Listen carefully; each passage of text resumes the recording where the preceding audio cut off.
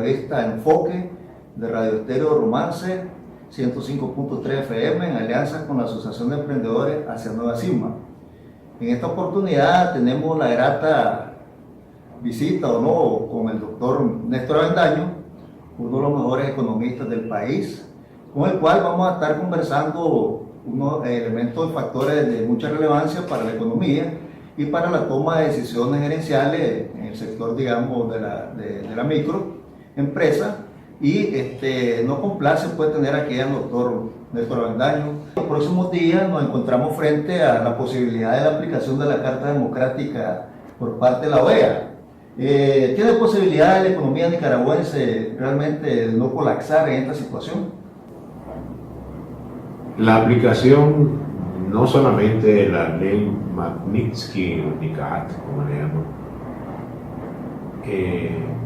y por supuesto agregar los efectos de una paralización comercial externa por la Carta Democrática de la OEA, si la llegaran a aplicar, no la resiste Nicaragua. O sea, esto provocaría un colapso económico fatal para el bienestar de los nicaragüenses. ¿Por qué decimos esto? Los flujos de la cooperación externa al sector público de Nicaragua, provenientes principalmente del Banco Mundial y del Banco Interamericano de Desarrollo, cuidado se une a esto el Banco Centroamericano de Integración Económica, donde podría haber influencia indirecta de Estados Unidos en congelar los desembolsos de préstamos multilaterales del BCE a Nicaragua, haría prácticamente desaparecer la inversión pública en el país. Se detendrían, por ejemplo, los proyectos de construcción de la red vial, carreteras, puentes, caminos rurales. Se detendrían también los proyectos de construcción y equipamientos de centros de salud, hospitales, institutos de educación secundaria y escuelas de primaria principalmente, y por supuesto el equipamiento y fortalecimiento de ciertas instituciones del gobierno central, tales como el Ministerio de Hacienda y Crédito Público, que es un ente normador de la política macroeconómica del país. Me refiero a la política fiscal. Eso provocaría un grave desplome en la producción de bienes y servicios. Por el otro lado, una probable aplicación de la Carta Democrática de la OEA obliga a los países miembros de la OEA prácticamente a poner un cerco comercial externo a Nicaragua. O sea, estos países no venderían ni comprarían productos de exportación a Nicaragua. Y cuando hablamos de la OEA, estamos hablando desde Canadá hasta Argentina, entre ellos Estados Unidos, que es el principal socio comercial de Nicaragua en el ámbito internacional, cuando el 40% de las exportaciones de Nicaragua se colocan prácticamente en el mercado estadounidense y más de un 20% de las importaciones del país provienen de Estados Unidos.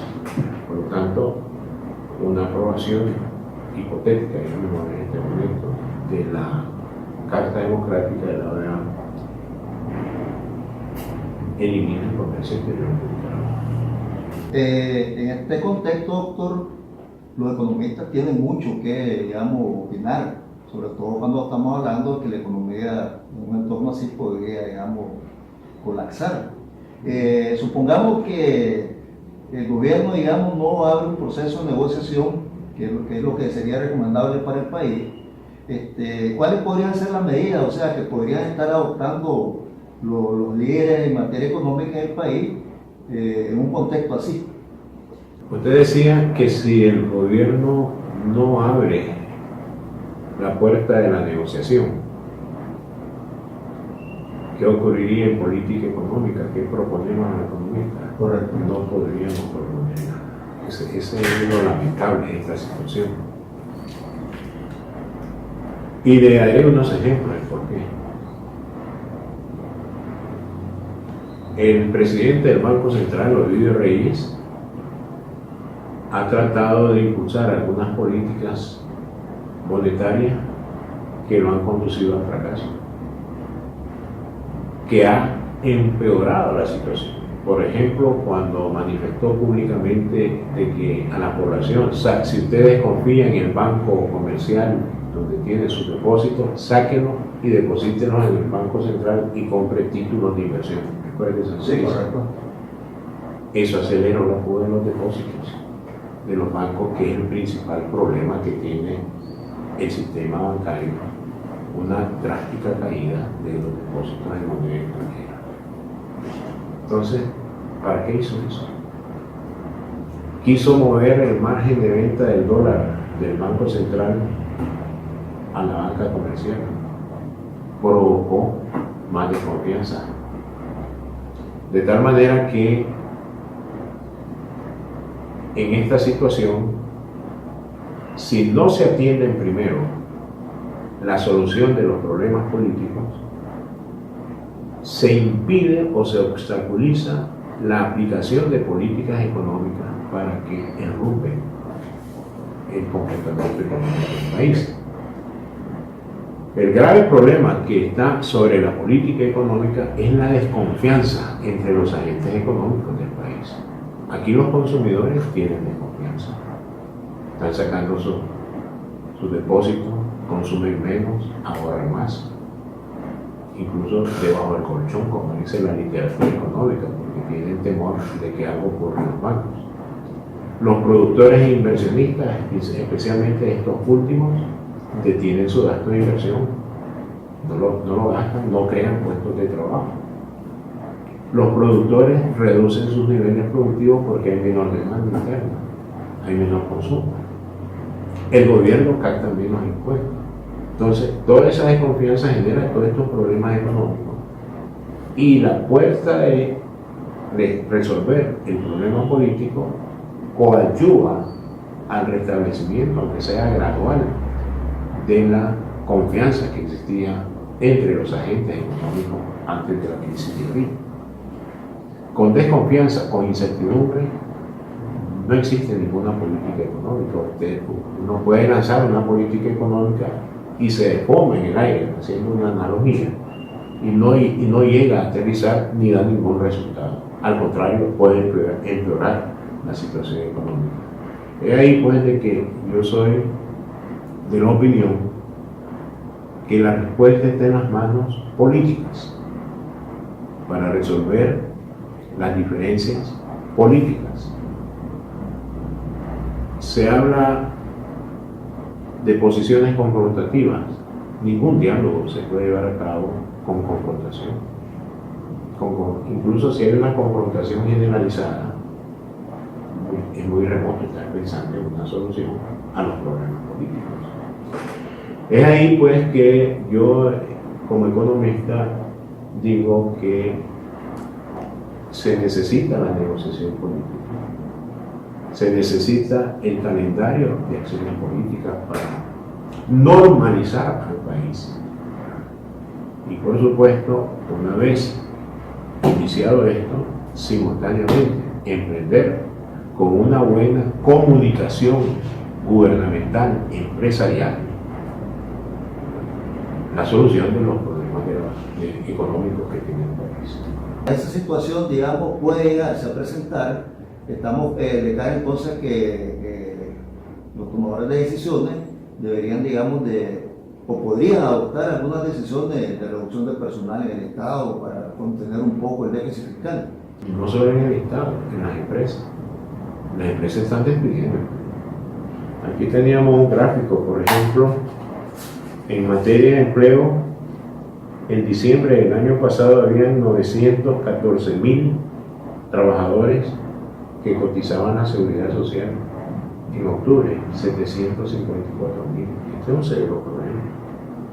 Esa caída del empleo en el sector formal indica que la población no está generando ingresos, está generando menos ingresos. Al generarse menos ingresos, ¿qué tienen que hacer los hogares? Bajar el gasto de consumo al nuevo nivel de ingresos reducido que existe en los hogares. y se provoca más pobreza, se provoca desempleo y se provoca subempleo.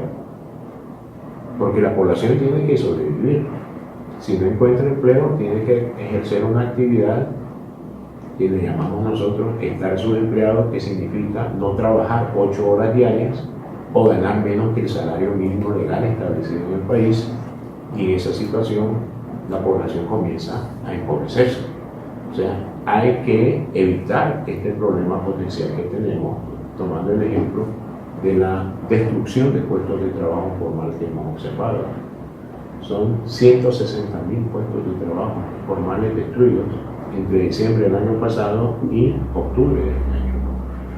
Entonces, ante esa situación, ante su pregunta, yo agregaría una cosa, de que no hay que pensar solamente en problemas de gobierno, hay que pensar primero en los problemas de la población en general.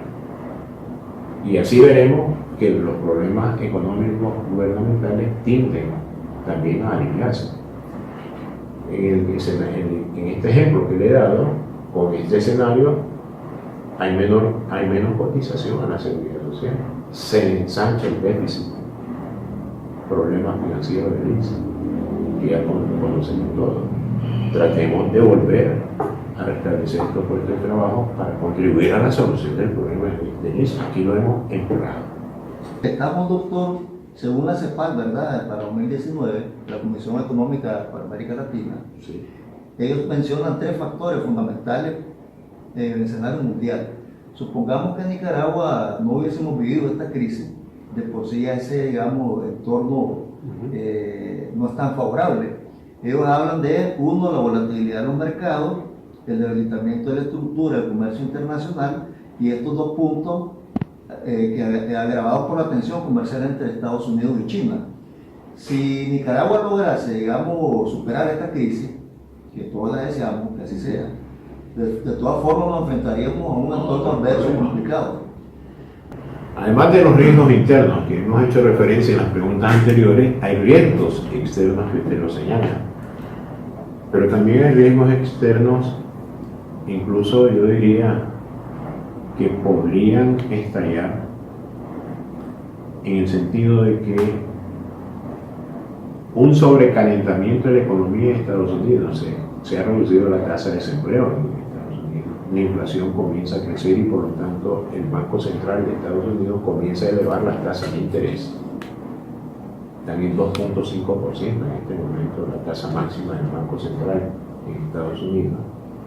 Esto va a hacer que el financiamiento internacional sea más caro y más escaso, porque las tasas de interés de Estados Unidos al subir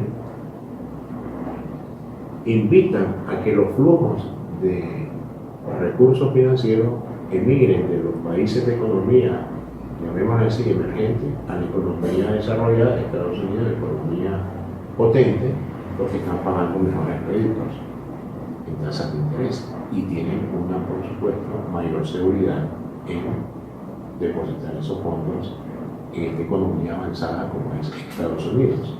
Esto hace que Nicaragua tendría menos acceso a cooperación internacional y estamos buscando cooperación internacional.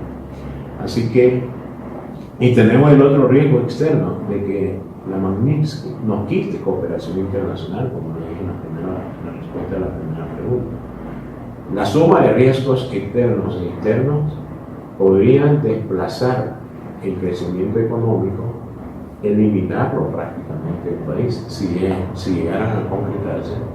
Y yo he estimado que en el peor escenario posible, la producción podría declinar en un 20% en 2019 con respecto a lo que se produjo en 2018. Sí, casualmente, digamos, el sector cafetalero, planteaban ellos que la parte de la fertilización, como elemento de las labores culturales del café, ellos lo efectúan en el mes de marzo. Sí. El año pasado, el 2017, lo hicieron en marzo y benefició la producción en el 2018. Pero ya en 2018 ellos plantean que por la misma crisis no pudo haber, digamos, ese proceso para elevar la productividad de los cafetales, que es uno de los productos líderes, digamos, de exportación en Nicaragua. Entonces, ¿cómo ve esa situación? O sea, estamos hablando que podría caerse la productividad y el rendimiento de la producción de café. Eso significa menos empleo en el corte del café, significa menos divisas por exportaciones de café, significa menos disponibilidad de recursos externos para financiar importaciones, menos crecimiento económico. Así se resume. Por supuesto, esto va a provocar más pobreza en las zonas rurales. Los últimos indicadores de crecimiento, en este caso, ¿se mantienen o han sido, digamos, ajustados? Ahí creo que es bastante la polémica. La cifra oficial habla de que el crecimiento económico de 2019, coincidimos todos, que anda la caída de la producción en este año es cercana a un 4%. O sea, el Producto Interno Bruto en términos de volumen, eliminando la inflación, disminuye 4%, nosotros decimos aquí en Copades 4.3%, o sea, como resultado de la producción en 2018. Pero en 2019 vemos grandes discrepancias. La cifra oficial es que va a caer solo un 1%. Pero esto ignora todos los riesgos que usted ha comentado. Sí, o sea, una caída de un 1% sin riesgos. Metamos los riesgos para invitar al político o a los políticos, que son los que toman las decisiones nacionales, que si no resuelven este problema podemos caer hasta cuán profundo podemos caer, diría yo, en ese precipicio si no se resuelve esto político. Y es ahí donde falla el Banco Central. El Banco Central lo veo muy optimista, muy triunfalista en la palabra. Optimista no, es más decente. Yo creo que lo veo muy triunfalista en el sentido de plantearle a las autoridades políticas del país un escenario normal. Pero Nicaragua no está en una situación normal. Nicaragua está acechada con riesgos externos, con riesgos internos y por supuesto los más graves, los riesgos políticos por la ley estadounidense Magnitsky y por el tema de la OEA. Si el Banco Central incorporara eso en su análisis, yo creo que preocuparía no solamente a la nación, sino a los tomadores de decisiones nacionales, que son los políticos, a sentarse a discutir y cómo enfrentar esta situación. Yo tengo la esperanza, aunque ya aprobaron la ley Magnitsky, aunque no han aprobado la aplicación de la Carta Democrática, pero en el caso de que la aprueben esta última, ok, ya está aprobado, pero yo abrigo la esperanza de que no la apliquen. ¿Y cuál sería la única vía para no aplicarla? Sentarnos a dialogar aquí entre nosotros los nicaragüenses. Creo que los sancionadores internacionales estarían diciendo: esperen, no apliquen la ley, están discutiendo, están tratando de resolver estos problemas. Porque sería imprudente ver el esfuerzo nacional para buscar esta solución y venir y aplicar la ley. En ese sentido, abrigo la esperanza y ojalá que este pensamiento que yo expreso, tenga un eco nacional en el hecho de que hay que evitar la aplicación de esta ley. Hay que preocuparnos por el mejor desempeño, no solo político, sino económico y social. Pero la primera dispensa, doctor, está vinculada a un informe que el Departamento de Estado debe presentar a los 180 días. Estamos hablando, digamos, que si la ley se aplicó en diciembre, tendríamos hasta el 31 de mayo, 30 de junio, para presentar, digamos, el avance que ha tenido el país en relación, digamos, a la aplicación de la mitad. Pero si no comenzamos hoy, ¿usted cree que estamos salvos? No, es hacer mañana. Correcto. Eso debería enfatizar. Pero resolver el problema debimos haber comenzado ayer, no hoy, porque estamos acercando a la regresamiento. O sea, se quiera o no, es una realidad que ahí está, ¿verdad? Queramos ignorarlo o no, pero es una ley que está aplicada en Nicaragua, el país. Es como una espada de amor. Está oscilando, de repente la sueltan. Hay una cifra, doctora, del Banco Central que hablan sobre las reservas internacionales. El 30 de noviembre, no sé si usted tiene alguna. Tenemos hasta noviembre. Ok, correcto. Ellos dicen que existen reservas brutas del orden de 2.250.6 millones de dólares, Por supuesto. que representa, dice, 2.41 veces sobre la base monetaria. Sí. O sea, ¿podría explicarnos esta relación y cómo la ve usted ese 2.41 veces? Bien, la reserva bruta es correcta, 2.250.6 millones de dólares. Pero he de señalar que la mitad de esas reservas son intocables. ¿Por qué me preguntaría usted? Bueno, ahí están 200 millones que nos entregó el BCE en este año. ¿Qué pasó? 4 entregas de 50 millones cada uno. Pero esos préstamos no es para gastarlos, es para fortalecer reservas. O sea, no se puede. Tenemos una deuda con el FMI de 24 millones de dólares del último acuerdo económico que tuvimos con el Fondo Monetario Internacional que venció allá en 2011. Tenemos todavía una deuda pendiente de 24 millones de dólares que no podemos tocarlo porque es para reserva. Y a medida que se van venciendo los plazos se va pagando ese préstamo. El encaje de los depósitos en moneda extranjera, el encaje efectivo que los banqueros llevan al Banco Central, ¿esas reservas de quiénes son? ¿Son del banco? No, son de los depositantes, 612 millones. Estoy hablando todo al 30 de noviembre. Hay un fondo de garantía en los depósitos, porque si hay un colapso de un banco, cada depositante tiene opción de recibir hasta $10.000 máximo por depositante, no por cuenta. ¿De quiénes son esos 179 millones de dólares? Son del público no bancario que tiene esos depósitos en los bancos. No se pueden tocar.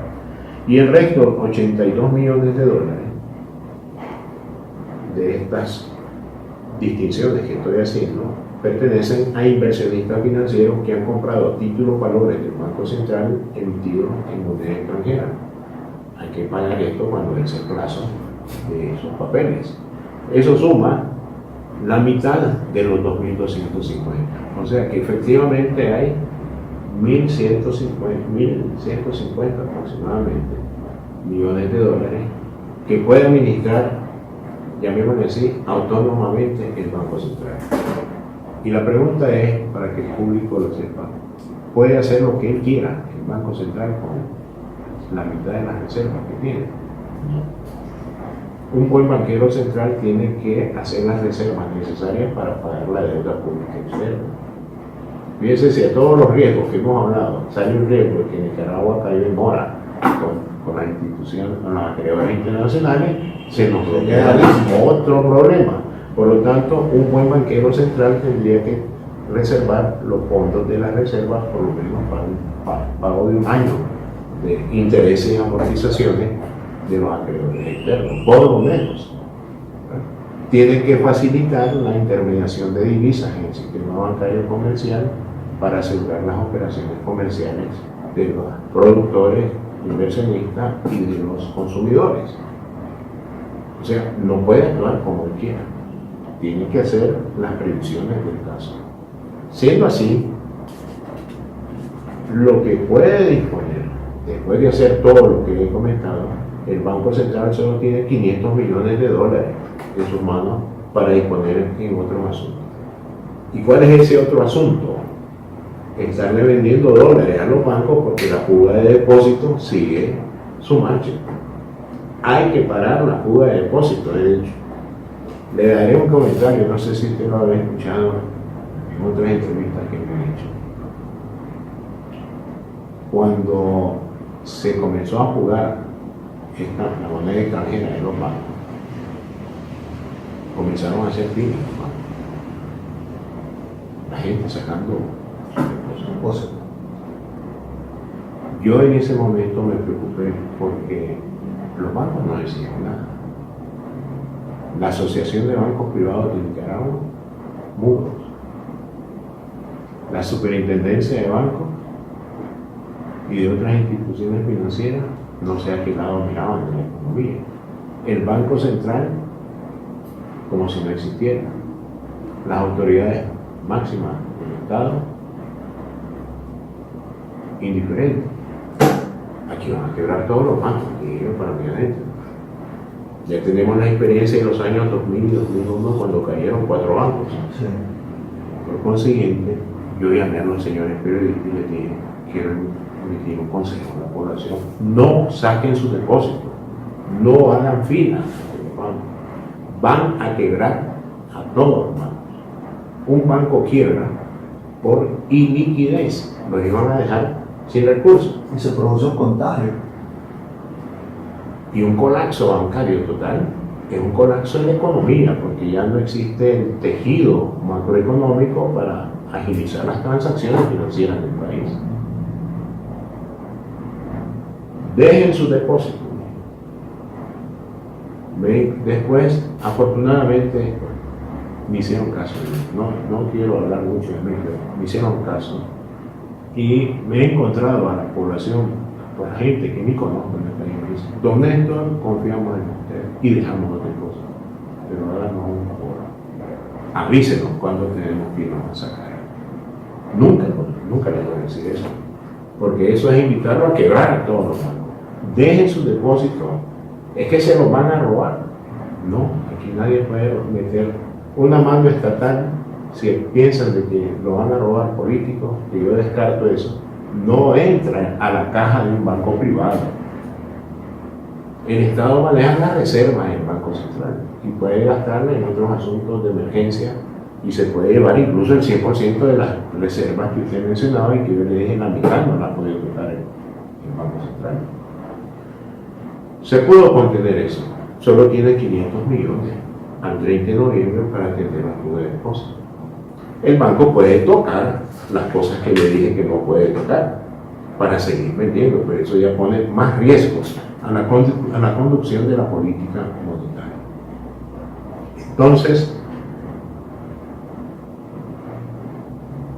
¿qué significan estas reservas como 2.41 veces la base monetaria? Cuando estaba el Fondo Monetario Internacional en el país, se estableció una condicionalidad para la estabilidad de precios y del tipo de cambio. Que las reservas que tiene el Banco Central sean al menos 2.5 veces la base monetaria. ¿Y qué es la base monetaria? Prácticamente es la emisión de dinero. ¿Cuántas reservas tengo allá? ¿Y cuántos córdobas están circulando aquí? Dividir esto, la reserva, en dólares y dividirla entre la emisión en Córdoba, pero dolarizado, me debe dar un resultado de 2.5. Estamos por debajo de la condición, 2.41. Y eso puede seguir bajando porque estamos al 30 de noviembre y diciembre es un mes en que se gastan muchas reservas. Hay que pagar deuda pública externa. Hay que revisar importaciones. La gente demanda dólares. Por lo tanto, perder la condicionalidad significa desestabilizar el tipo de cambio y por ende poder generar más inflación, provocar más inflación. ¿Cómo está el tipo de cambio? Viene la pregunta ahora. El tipo de cambio oficial sigue evaluándose 5% anual, pero hay que hacer hay que brindar una información a la población. ¿Y cuánto le cuesta a una persona comprar $1 en una ventanilla del Sistema Financiero Nacional? ¿Cuál es el precio de venta del dólar al público no bancario en un banco comercial? Antes de esta crisis, la brecha era apenas 0.2%. Prácticamente eran iguales el tipo de cambio oficial y el tipo de cambio de venta del dólar al público en los bancos. A inicios de enero esa brecha es 2.8%, de 0.2 a 2.8%, prácticamente 3 puntos. Entonces la población está costando 5 oficiales, 5 puntos de evaluación oficial y 3 puntos que me están cobrando en los bancos para comprar un dólar. 5 más 3, 8. La devaluación de facto ya es 8%. Eso no debe ser la población. Es como cuando uno va al mercado negro, anda cercano, casi 7.5%, 5 más 2, 7.5% mayor el tipo de cambio en el mercado negro que el mercado oficial. Ya la devaluación se está acelerando en el mercado, no en el Banco Central. El Banco Central sigue con su política cambiaria inalterable. ¿Por qué? Por lo que le dije al inicio de la entrevista. Si evalúa o si ejerce cualquier política económica, va a empeorar la situación, dado que no se ha resuelto el tema político. Lo más conveniente es que el Banco Central no devalúe. En este caso, tienen que evitar al máximo que el mercado devalúe. Pero ya la presión de la demanda de dólares y las reservas internacionales y la disponibilidad de dólares en los bancos y la presión de la demanda de dólares del público, tratando de convertir sus córdobas en dólares y sacarlos del país, se ha fortalecido. Entonces, ¿cuál es el riesgo? Múltiples cambios. Habrían tipos de cambios múltiples que empeoraría el problema económico del país. Todas estas son señales de empeoramiento del tema económico. Así que yo estimo que otra razón que se le explica a los políticos en este caso es evitar más fuga, no de dólares, sino de la inversión extranjera directa que está laborando en el país, que está radicada en el país. Estos inversionistas ya comienzan a observar riesgos de tipos de cambio múltiples y que les costará más repatriar las utilidades en las empresas de aquí a sus casas matrices en el exterior. Ya no van a poder pensar en el 5 por 1 o en un 5.2, 5.3. Ahora estamos hablando de casi 8 córdobas por un dólar. Y esto encarece cualquier repatriación de utilidades o de capitales que tienen estas empresas. Y si esta cuestión comienza a acelerar, no solamente vamos a observar que no llegan nuevas inversiones, sino que las que están en Nicaragua comienzan a salir. Todo esto empeoraría el problema. Doctor, estamos hablando entonces que se está iniciando un proceso de crecimiento que aún no se ha disparado por completo la inflación, pero sí empieza, digamos, a crecer. Pero hay un gráfico del Banco Central, ¿verdad?, que habla que la inflación en el 2016, siempre el 30 de noviembre, ¿verdad?, sí, fue de 2.31%. En el 2017, 4.51%. Pero llama la atención, con todos los elementos que ustedes nos han planteado, ¿verdad?, que para 2018 la inflación está calculada en 3.24%. Entonces, ¿cómo puede ser eso? Que los registros, digamos, oficiales de la inflación son menores que lo que realmente está ocurriendo. Voy a tratar de ser un poco ingenuo y después voy a pensar más.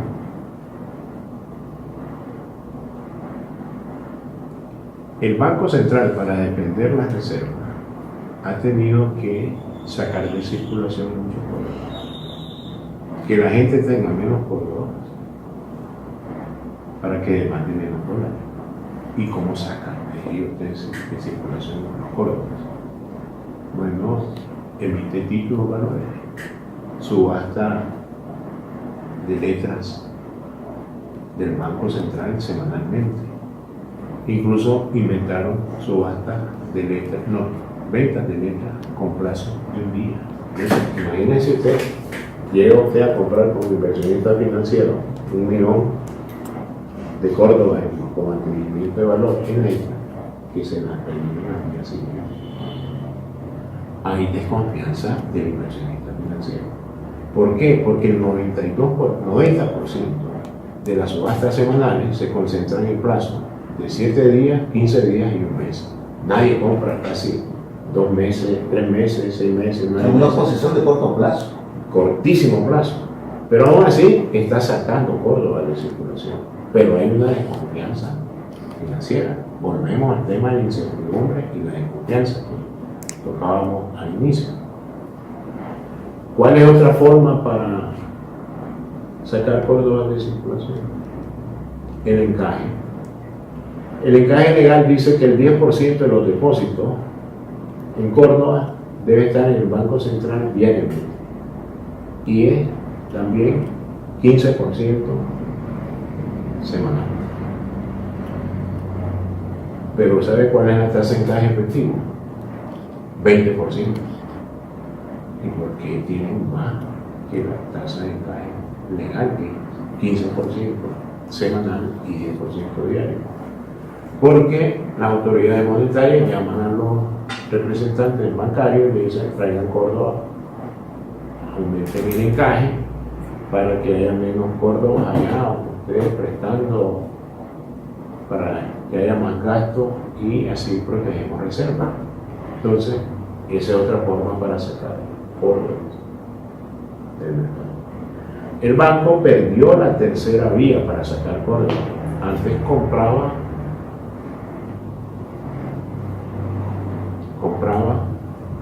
hoy $20. Antes compraba dólares para apoyar reservas. Y en vez de dar Córdobas que podían potenciar la demanda de dólares, entregaba títulos valores a los bancos. ¿Qué está sucediendo hoy? Hoy el Banco Central no puede comprarle dólares a los bancos, porque los bancos andan buscando venderme dólares porque la gente está sacando sus depósitos. Por la libre convertibilidad, el Banco Central está obligado a venderle los dólares. Pero todo tiene un límite por las reservas que discutimos anteriormente. Solo hay 500 millones si hay un manejo, llamémosle así, responsable en el saldo de las reservas. Entonces,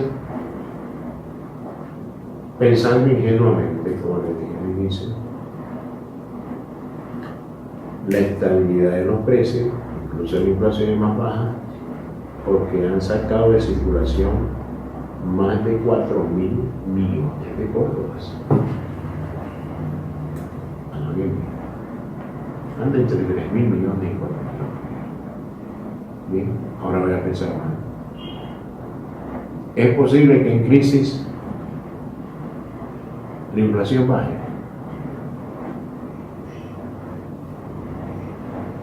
En crisis siempre surge la especulación. Y la especulación significa alza de precios. Pero cuando veo el comportamiento mensual de la inflación, en julio y en agosto hay deflación, hay caída de precios. ¿Por qué? Que la gente está bajando los precios o las empresas están bajando los precios para vender productos. Mi respuesta es no. Ninguna grande, mediana empresa ha perdido poder de mercado, porque bajar precios significa perder poder de mercado. El poder de mercado de la empresa se pierde porque comienza a bajar precios. Yo no he visto a ninguna empresa, excepto los restaurantes que dicen consuma 2 y pague 1, o consume 3 y pague 1 últimamente. Los cines han bajado precios, han perdido poder de mercado. Los cines están cerrados a las 7 de la noche, han perdido poder de mercado. Pero las empresas productoras de bienes de consumo, productoras de bienes de higiene personal, de higiene del hogar, etc., esas no han perdido poder. Por lo tanto, ¿por qué hubo deflación?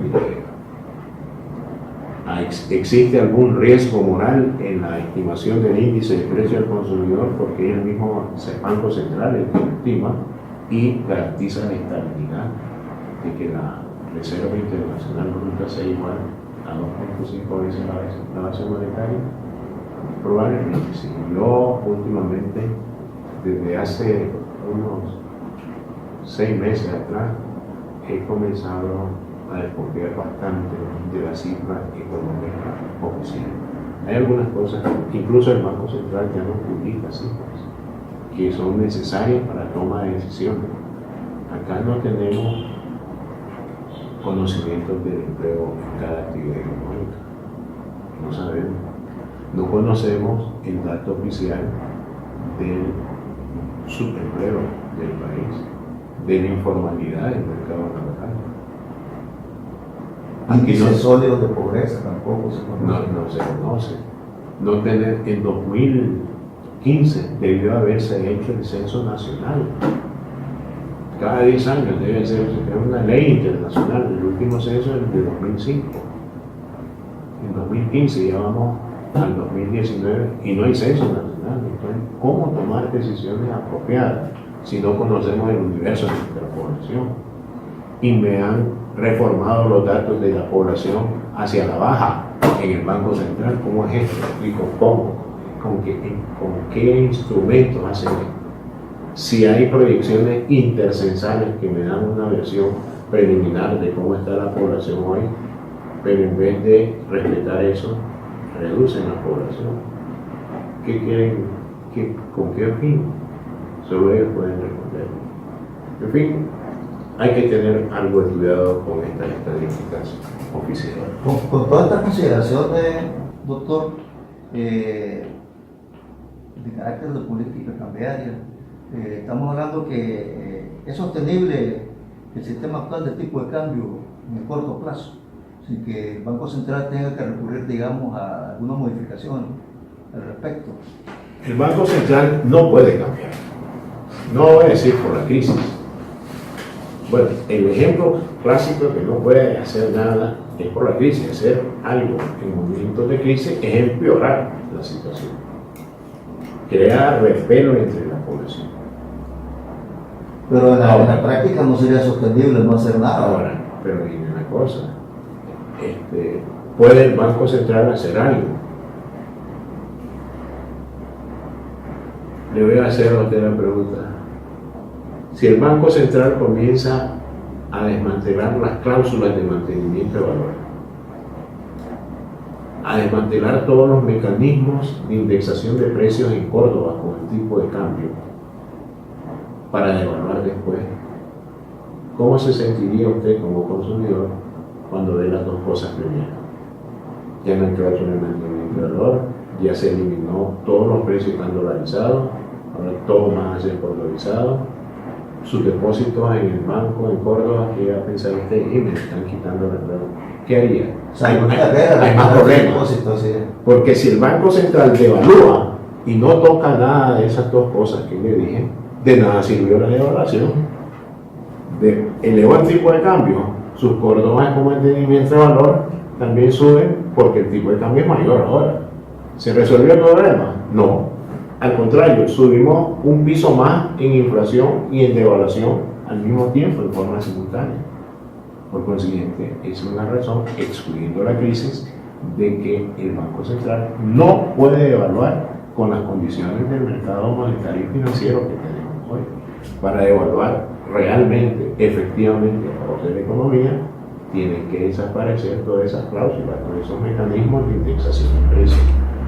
Aquí los únicos Córdobas que van, si usted me hace la pregunta, ¿cuál es el producto que no está dolarizado en su precio? Se cuenta con los dedos de la mano. Los productos perecederos de origen agrícola, si no hay tomate en el mercado, el precio del tomate está en la nula. Claro. Los sueldos, especialmente medios y bajos, están dolarizados. No me refiero al salario mínimo, que tiene un ajuste muy grande cada año. Los depósitos en cuenta corriente, la chequera, eso no está dolarizado. Si le van a hacer, usted sale perdiendo en el saldo de su depósito en cuenta corriente. En fin, y el encaje legal que los bancos en Córdoba llevan al Banco Central no está dolarizado. Solo esas cuatro cosas no están dolarizadas. Todo lo demás está dolarizado. Entonces, puede evaluar el Banco Central y manteniendo esas cláusulas y procedimientos de indexación de precios. hay que cambiar la ley del Banco Central, porque un artículo del Banco Central oficializa la cláusula de mantenimiento de valor. Hay que hacer muchas cosas. Y al hacer esas cosas, antes de evaluar, ya la gente ha respondido al problema y no logra el objetivo del Banco Central. Y la problemática se agudiza más. Se agudiza más. Ese es el problema. Bueno, pero la situación actual nos tiene enfrascado a toda la sociedad nicaragüense en el cortísimo plazo.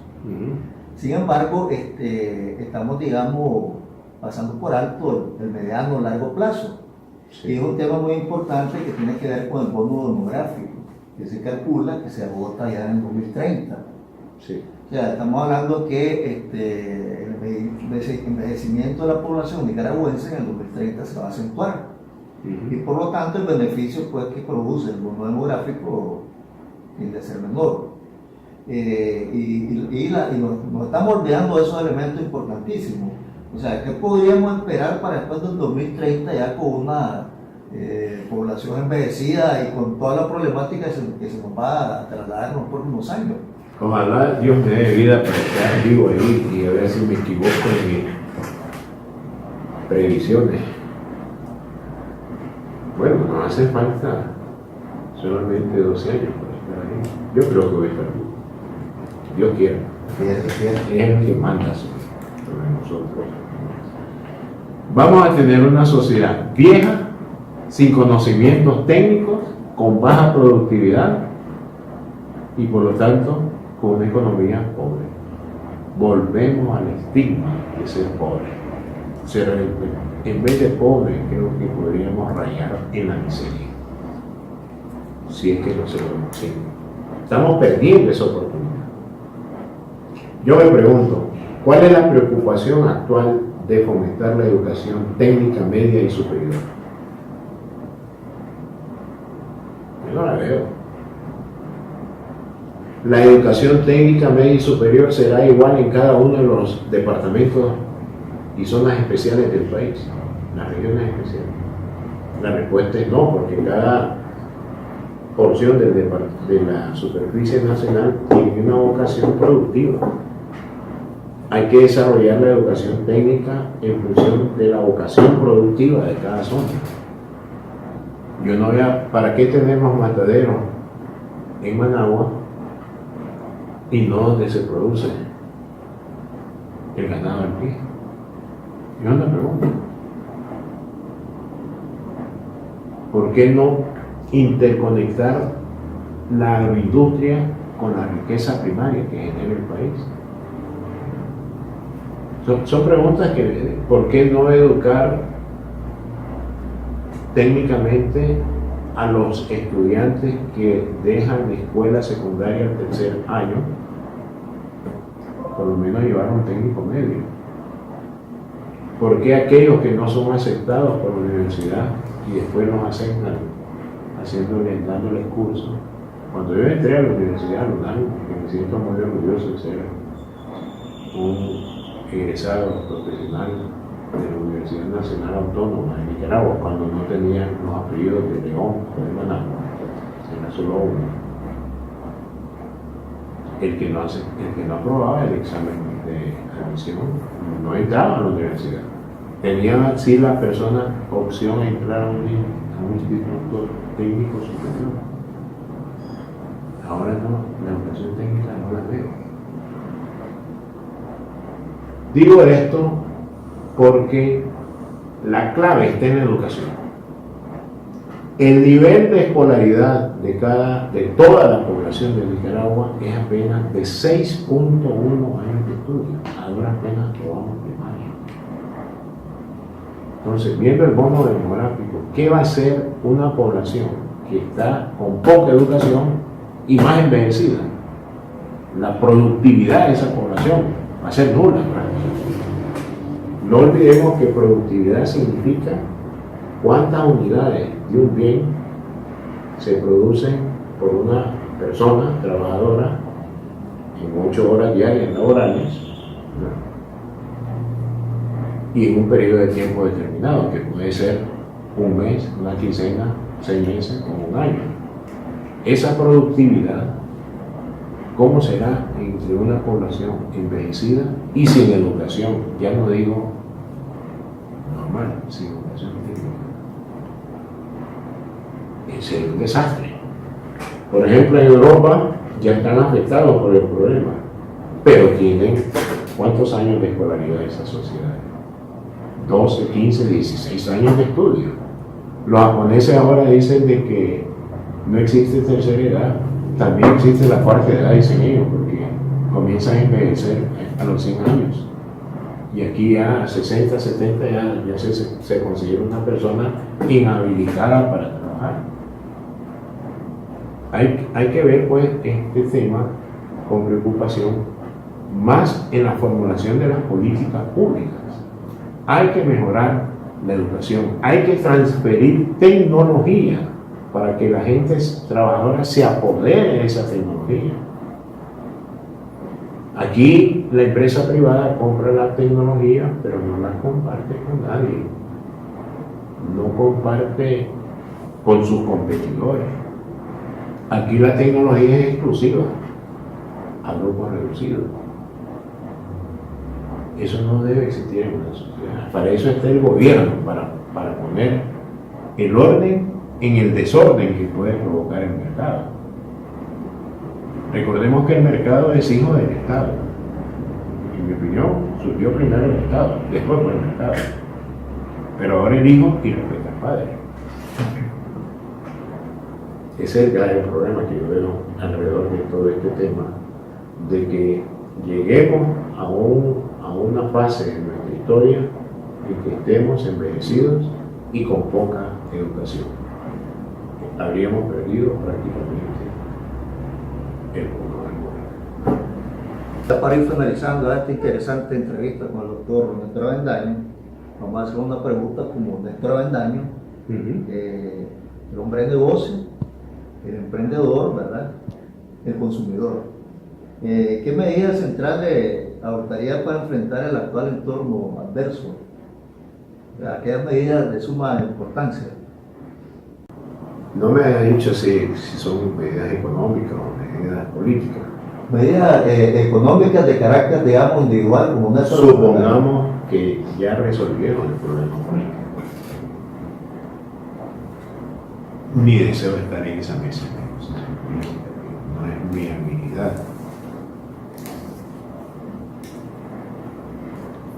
Yo propondría lo siguiente a las autoridades públicas, incluso siempre lo he hecho tomando en cuenta al que esté en el poder. Primero, creo que debe haber una preocupación por el medio ambiente. Tiene más importancia que el mundo laboral. Hay que evitar el continuo deterioro de los recursos naturales que tiene el país. Estamos destruyendo capital.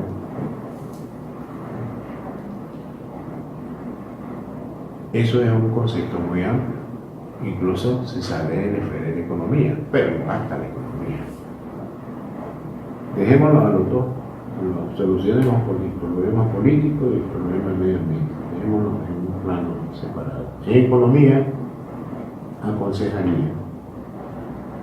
Primero, educación. Educar a la población de Nicaragua en esas esferas que me había mencionado anteriormente. Segundo, el Estado debe garantizar la transferencia de tecnología a las microempresas, pequeñas empresas principalmente, que no tienen puestos de trabajo decentes, que no pagan impuestos, que no pagan seguridad social. A eso hay que entrar a formalizar, pues, con la transferencia de tecnología al mercado. El 80% de los trabajadores de Nicaragua trabajan en empresas que no llevan registros contables. Eso es grave, un grave problema estructural del mercado laboral. Una tercera sugerencia sería, y en mi opinión, es necesario hacerlo, establecer un verdadero banco de fomento a la producción. Me estoy refiriendo a un banco, existe ese banco en Nicaragua, ese banco casi nadie lo conoce. Banco de fomento a la producción. Que transfiera crédito y tecnología simultáneamente, que licite proyectos de inversión a empresarios que no son sujetos de crédito en el mercado financiero convencional que tenemos acá en el sector privado. Creo que es necesario establecer esa banca. Es un instrumento estatal que se ha perdido. Y por último,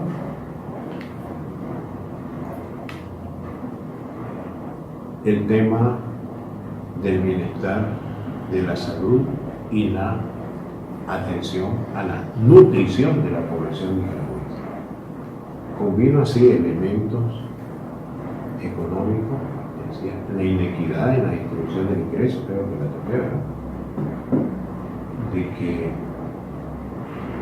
solo me acuerdo cuando fui estudiante y que me recuerda la señal que hace un sacerdote en la misa, que cómo reducir esa inequidad. El que tiene más, que pague más impuestos. El que tiene menos, que pague menos impuestos. Y los que tienen lo mismo, que paguen los mismos impuestos. Es la señal de la cruz, que según un maestro, cuando lo vi explicando qué es equidad. Yo creo que eso lo puede hacer cualquier gobierno, pero con valentía y con proposiciones de diálogo. Necesitamos hacer eso. Es el Estado poniendo en orden al mercado. Y si eso se logra, estaremos contribuyendo a resolver muchos de esos problemas que hemos planteado anteriormente. Sí, bueno, doctor Avendaño, ¿verdad? Un mensaje final a los nicaragüenses, nuestro radio escucha y que nos siguen en las redes sociales. Yo digo ánimo, no hay que ser fatalista, hay que preocuparse, por supuesto. Yo hago siempre llamados nacionales en el sentido de ser constructivos, no quedarnos en la crítica. Podemos criticar, pero al mismo tiempo proponer acciones que coayuden a la solución de los problemas. Quedarnos en la crítica es fácil. Polarizar y politizar los problemas es inaceptable. Y lo digo para todas las partes. Hay que pensar con visión de nación. Yo diría,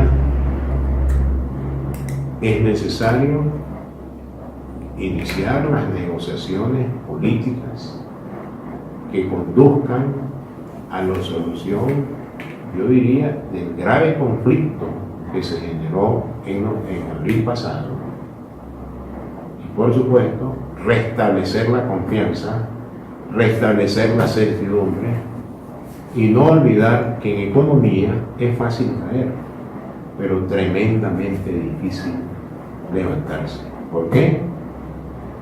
Todo se limita a la confianza. Bien, hemos finalizado, ¿verdad?, esta interesante conversación con el doctor Néstor Avendaño. Nos ha dado unos interesantes y valiosos aportes, recomendaciones y sugerencias para que entre todos construyamos una nación mejor para todos y en los cuales hay lugar para cada uno de nosotros nicaragüenses. Muchas gracias. Gracias a ustedes.